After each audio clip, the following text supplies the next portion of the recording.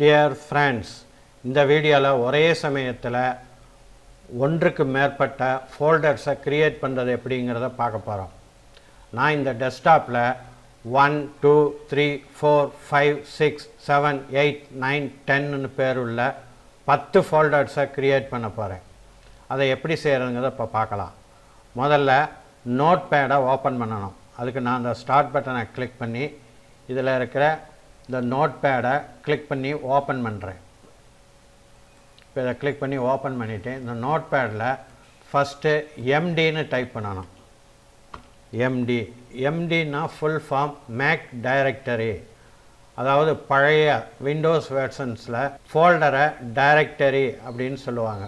இப்போ நான் எம்டின்னு டைப் பண்ணிவிட்டேன். இப்போ ஸ்பேஸ் கொடுத்துட்டு இது பக்கத்தில் 1 2 3 4 5 6ன்னு 10 வரை நம்பர்ஸை டைப் பண்ணணும். நான் இப்போ நம்பர்ஸை டைப் பண்ணுறேன்.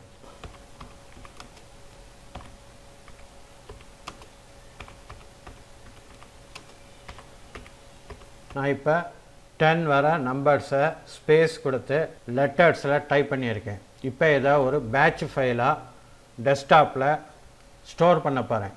அதுக்கு நான் ஃபைலை கிளிக் பண்ணி இதில் சேவை கிளிக் பண்ணுறேன்.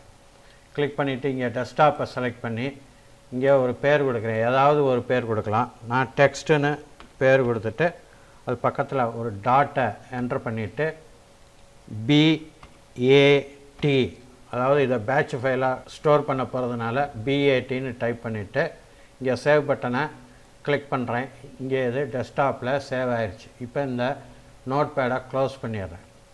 இப்போ இந்த text.bat அந்த ஃபைல் மேலே மவுஸை கொண்டு வந்து வச்சுட்டு 2 தடவை கிளிக் பண்ணுறேன், அதாவது டபுள் கிளிக் பண்ணுறேன். இப்போ பார்த்தீங்கன்னா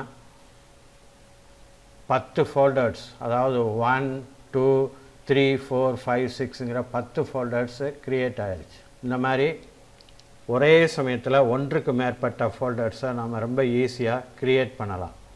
டியர் ஃப்ரெண்ட்ஸ், உங்களுக்கு இந்த வீடியோ பிடிச்சிருக்குன்னு நம்புகிறேன். மறக்காமல் இந்த சேனலை சப்ஸ்கிரைப் பண்ணுங்கள், லைக் பண்ணுங்கள், ஷேர் பண்ணுங்கள். நன்றி, வணக்கம்.